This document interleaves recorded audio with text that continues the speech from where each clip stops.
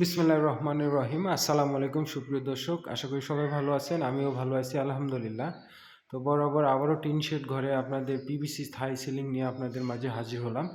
তো বন্ধুরা, এখানে আমি দুটি রুম করে দিয়েছি, আর এখানে আমি কি কি মাল ব্যবহার করেছি বিস্তারিত আলোচনা করব এবং কত টাকা স্কোয়ার ফুট করেছি তাও আলোচনা করব। তো বন্ধুরা, এখানে আমি দুটি রুম করেছি, দেখতে পাচ্ছেন আমার দুটি রুমের কাজ একদম কমপ্লিট।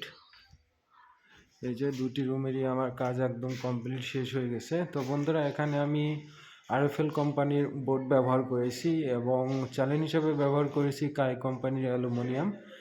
দেখতে পাচ্ছেন আমার কাজ একদম কমপ্লিট হয়ে গেছে।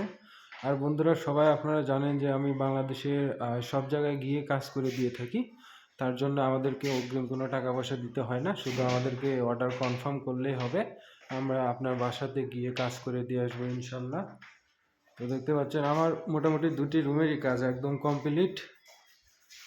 তো যারা এরকম থাই সিলিং করে নিতে চান টিন শেড ঘরে, তারা অবশ্যই আমার দেওয়ার নাম্বারে হোয়াটসঅ্যাপ, ইমো বা ডাইরেক্ট ফোন দিয়ে আমার সাথে যোগাযোগ করে অর্ডার কনফার্ম করতে পারেন।